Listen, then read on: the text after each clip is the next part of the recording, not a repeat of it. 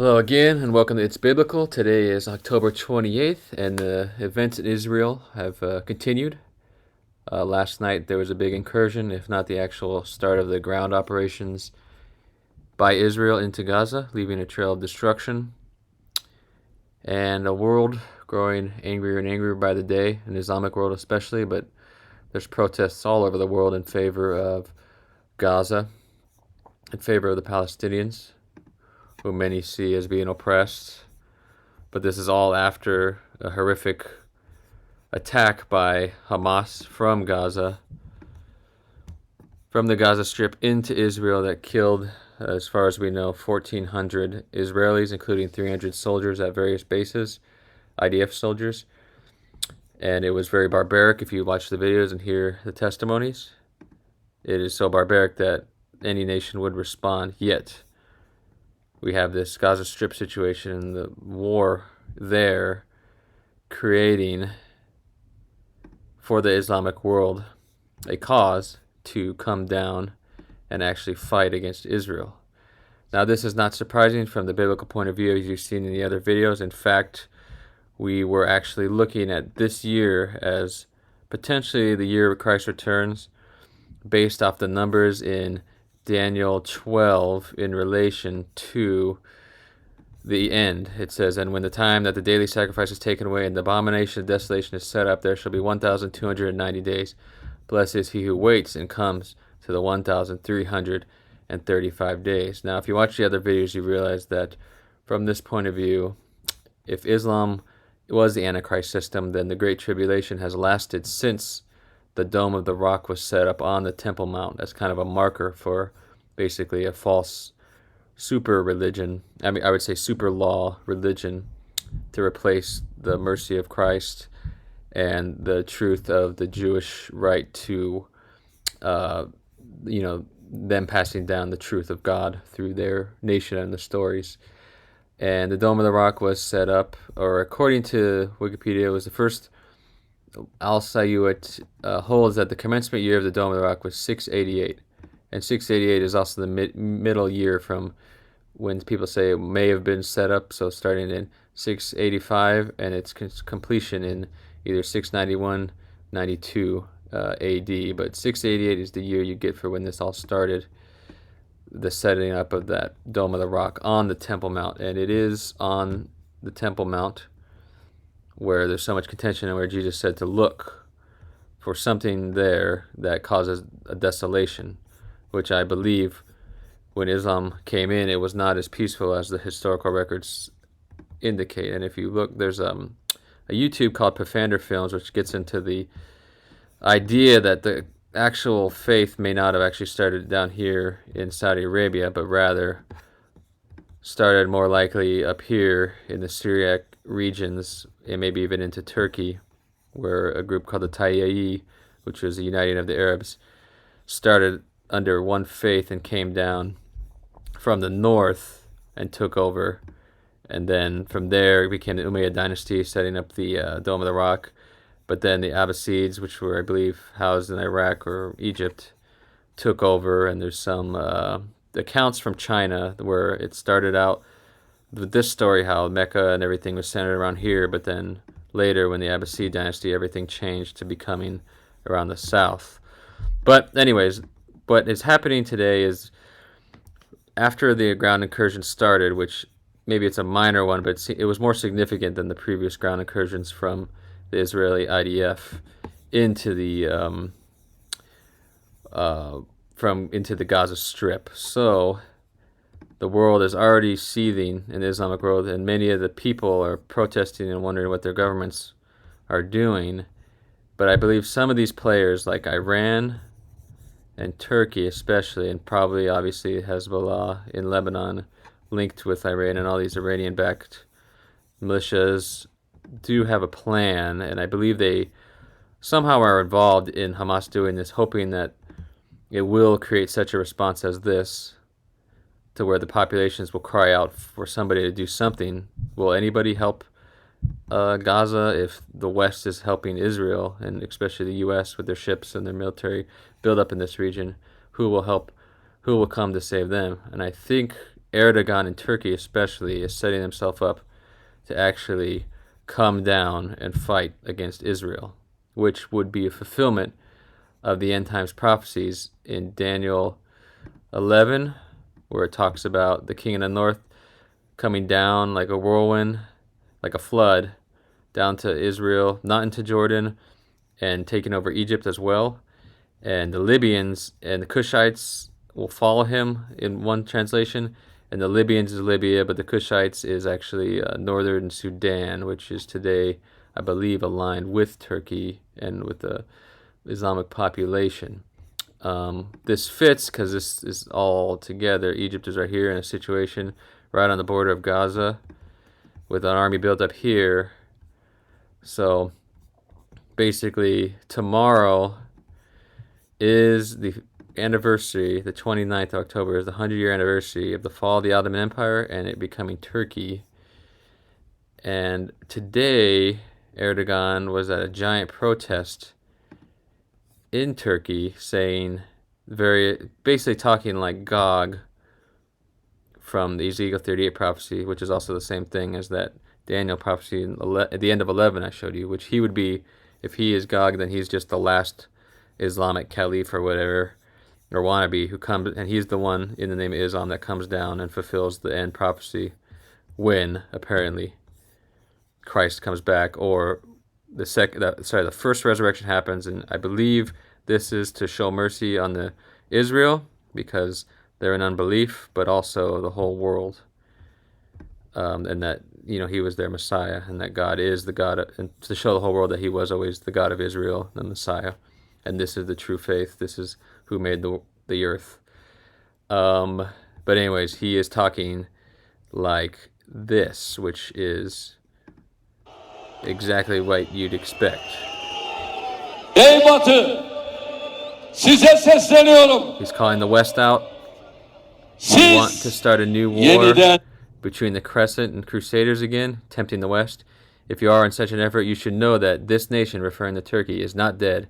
This nation is standing tall. Even further, he goes, and again in the same way, with the same determination, whether we're in Libya or whether in Karabakh, you should know that we are the same Middle East, basically the same Middle East from the days of the Crusaders, the ones who fight. And he's even right here doing this in front of the Dome of the Rock, which is basically saying Jerusalem belongs to Islam, and this happens to be the Abomination of Desolation. Just a picture, but it symbolizes, taking over from Israel. From now on, he says, we will continue to move forward with the principle of we can suddenly come overnight, which here it says launch a military operation in the darkness of night, which is kind of what he's saying, on the path we have drawn, so they can come suddenly. And everybody there talk about Bismillah, in the name of Allah. Okay? They're tempting, here's the army, here's their commander. Okay?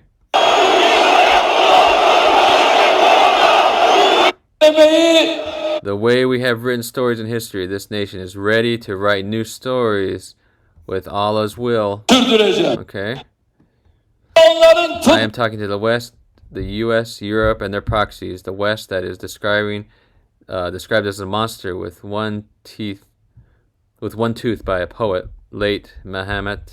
I'm not sure who that is, but the biggest responsible party for the massacre in Gaza is the West. So this NATO ally right now is challenging the entire West for supporting Israel and what he refers to as a massacre. So they're chanting troops to Gaza, Turkish troops to Gaza. So if this huge crowd's for it, it seems like I wouldn't put it past him wanting this to happen and to fulfill this huge crowd, basically asking him to fight. And tomorrow happens to be the day for the the founding of the Turkish, becoming basically a secular state, as opposed to it being the Ottoman Empire before this. So 100 years later, it seems Erdogan is the guy who wants to revise the Ottoman Empire and come and save, or at least what he's saying, save Palestine. But he's also talking like he's the leader of Libya, which is also in the Bible. He's talking like he is the leader of the free leader of the Islamic world. And they're all saying Turkish troops to Gaza, which is basically the most powerful army in NATO. at least the biggest, coming down through Syria somehow or however way, in conjunction with Iran, because in Ezekiel 38 it says, speaking of the same time, the Lord came to the prophet Ezekiel saying, Son of man, set your face against Gog, a title of the land of Magog, okay, which is in Turkey, Prince of Rosh. People say Russia, but actually probably Turkey, because also Meshach and Tubal are in Turkey. Behold, he's against him.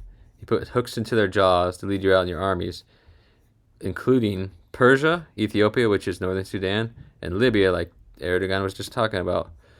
And all of them together, just like it says in Daniel. Gomer and all your troops, Togomorrah, from the far north, indicating that, linking this to the end of Daniel 11, because Togomorrah and Gomer are in Turkey, the north, and so is Gog. So the leader of this invasion is a Turkish leader, okay, in conjunction with Turkey, Ethiopia, but it's northern Sudan or Kushite. Libya is also with them. So this is exactly what we're looking at today. It comes down to an unbelieving Israel. Okay, and the reason 2023 is no surprise is, first off, it's a 100-year anniversary of the fall of the Ottoman Empire. Erdogan is talking like Gog today, trying to unite the Islamic Empire. He's in a position with the largest army. He has a reason to come down for Gaza, and he also has the desire to revitalize the Ottoman Empire. It all seems to be potentially fulfilled, and the most important thing is this: that in 688, the Dome of the Rock was consecrated. Maybe not the most important thing. Okay, so here's 688. Okay, and it says when the Abomination of Desolation is set up. So if it's 688, you add 1,335, as it says in Daniel at the end, when the end will be, you get 2023. No surprise, really, if you look at it from this perspective, that you'd have a full-on Islamic invasion in line with Ezekiel 38, with the end of Daniel 11 here at the time of the end, just from verse 40 down, because everything else is fulfilled with the dome, the timing of the Dome of the Rock, because there's other numbers in Revelation too that if you do them, like 688, abomination is set up, and then you talk about the woman in the wilderness, or the two prophets clothed in sackcloth, because basically the Temple Mount's given over to the Gentiles, in this case Islam, to trample it under, until the time of the Gentiles is fulfilled, which must have been fulfilled 1,260 days, it says. But here you add 1,260 days. 260 equals 1948. So the time of the Gentiles is over 1,260 years after the Dome of the Rock was set up. Okay. There's another number that they give in Daniel, like 1,000. There will be 1,290 days. Okay. Sometimes if you reverse this number from 688, you get, it might be starting before, but I've never noticed that, because it seems linked, because I believe the daily sacrifice must be linked to something Christian. So either way, that goes forward. If you were to add that, it'd be 1978 when the Camp David Accords were begun, but with the peace with Egypt, which kind of fits, but that number could be reversed if you went back from 688, but which it also lines up. Other people do that. And then also another interesting, just to prove the numbers theory of years is true. Daniel 8 speaks of the invasion from Alexander's time till when, it says till when the sanctuary is cleansed, which makes sense, since it says it'll be 2,300 days, which if you convert that to years, and you start from when Alexander invaded Persia, it's the year 334 BC, and then all you have to do is, when did Jerusalem take back the Temple Mount? So they took it back in 1967. You add the BC years from when it started, which was 334 BC. You get this. You get one extra year, but remember, when you convert from BC to AD, you have to minus 1, because there's no 0 year, equals the exact 2,300 day prophecy in Daniel 8, about from the start of Alexander the Great's invasion of Persia till when the Jews took back the Temple Mount. So minus 333. Okay, because you don't have the 0 year, remember, and that's boom. You have the -1. Okay, so boom. That number is true. And again, no surprise that Turkey and Ezekiel 38 invasion would begin in this year, even though it's late. He says he can come like a whirlwind pretty quick. You just add the number we're supposed to be looking for, 35. Get this year, no surprise, plus the founding of it, and it's also no surprise it happens to take place in October, since tomorrow would be a perfect day if this happens. It doesn't necessarily have to happen tomorrow, but I mean, what better day to launch a new Ottoman Empire than the 100-year anniversary of the fall of the Ottoman Empire and the birth of Turkey, when the world is begging for you, Erdogan, to send Turkish troops against the proxies. Send Turkish troops, to Gaza. To me, it seems like there was some cunning plan here in play from Iran, Turkey, these other nations. Maybe there's other players, but it seems like Jordan stays out of it based on Daniel 11, and Saudi Arabia kind of stays out of it. But there is a possibility of something happening in Saudi Arabia from Iran because of their attempted peace here. It's difficult to say exactly what's going to happen, but basically the King of the North comes down, takes over Egypt and Israel in conjunction with Libya and northern Sudan.